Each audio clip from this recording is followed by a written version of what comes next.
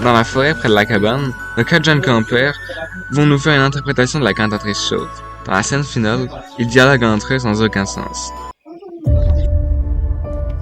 On ne fait pas briller ses lunettes avec du cirage noir.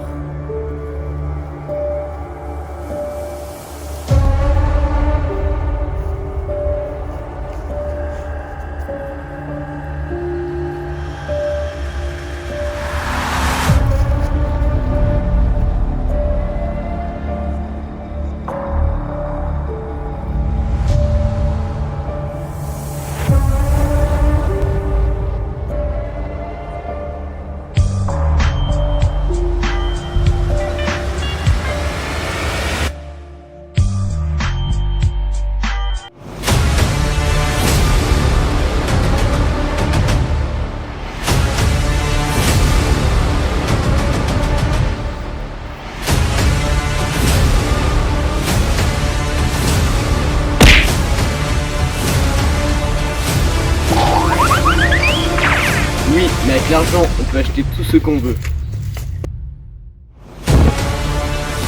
J'aime mieux tuer un lapin que de chanter dans le jardin.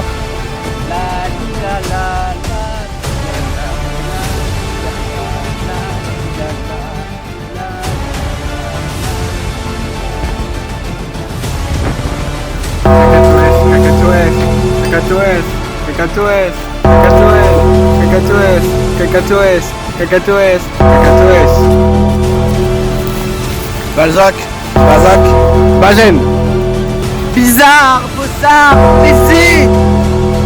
Ah oui, oh oui, ah oui, oh oui, ah oui, oh oui. B, C, D, F, G, M, N, L, P, Q, R, S, T, V, W, X, Z. De l'ail à l'eau, du lait à l'ail. Teuf, teuf, teuf, teuf, teuf, teuf, teuf, teuf, teuf, teuf.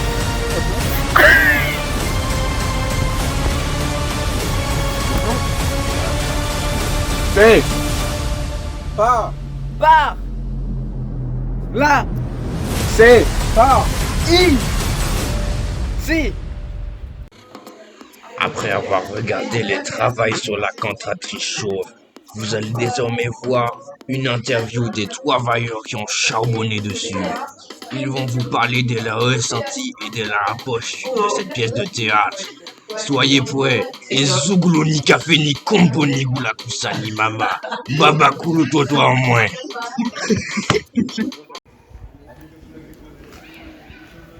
Donc, monsieur, quelle est la chose qui vous a motivé à faire ce projet? Je sais vraiment pas pourquoi j'ai fait cette scène avec mes amis. On était vraiment obligés par le professeur, mais bon, vu que c'est payé, j'en ai un petit peu rien à faire. Mais si je peux vous dire un truc, je le referai plus jamais. Ok, d'accord. Merci pour votre réponse. Et est-ce que ça vous a plu de le faire?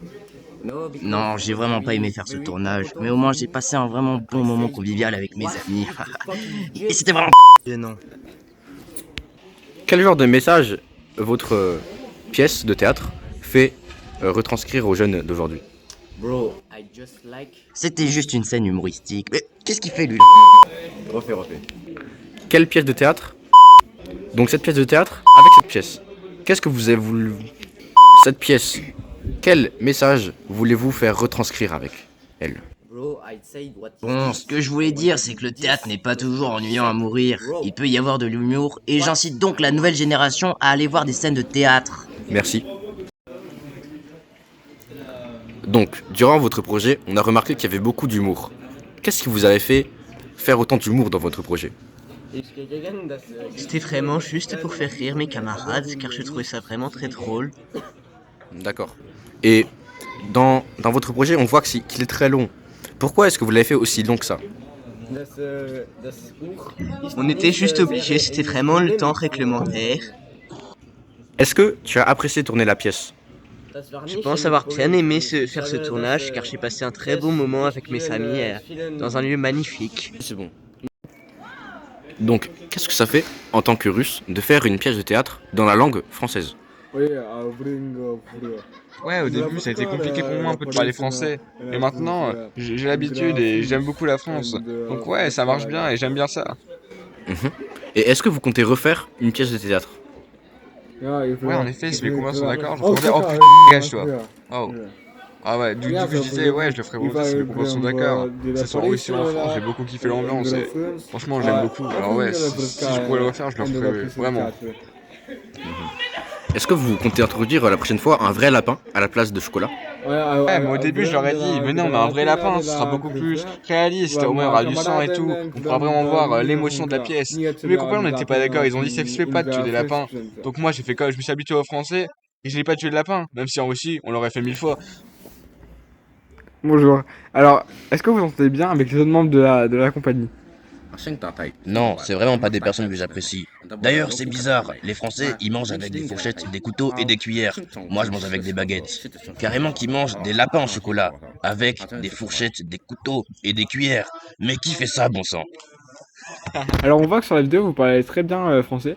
Où vous avez appris à parler aussi bien français? Parce que je vois que vous parlez chinois mandarin, là. Personnellement, j'ai appris à parler français en Iran. C'est vraiment un beau pays. D'ailleurs, c'est bien parce que la guerre s'est arrêtée l'autre jour. Et puis, c'est vraiment un pays que j'apprécie. Merci. Alors, une petite question pour la fin. Comment avez-vous pour rendre la pièce de théâtre aussi miteuse que c'est? Comment ça, la pièce est miteuse? Elle n'est pas miteuse. C'est une pièce vraiment beau, avec beaucoup de travail et beaucoup de drôle, de fun, de rigolement. Non, je rigole. Elle est vraiment claquée au sol. D'ailleurs, toutes les personnes qui sont là. D'ailleurs, j'aime beaucoup les nems. Les surimi, les sushis, les nouilles, les ramen. Pour la musique de notre film, je me suis inspiré de la musique traditionnelle chinoise, de la musique des grands blockbusters et de la musique du continent africain. J'ai placé les acteurs de manière chaotique pour bien aller avec l'ambiance voulue pour la pièce de théâtre. Nous avons également placé une bâche pour réguler le niveau de luminosité. Monsieur le monteur, j'ai pris beaucoup de temps à faire ce montage. J'ai essayé de faire le moins de cuts possible pour rendre la scène le plus réaliste possible. Et je suis plutôt content de ce que j'ai fait avec les misérables scènes que l'on a tournées. Et voilà.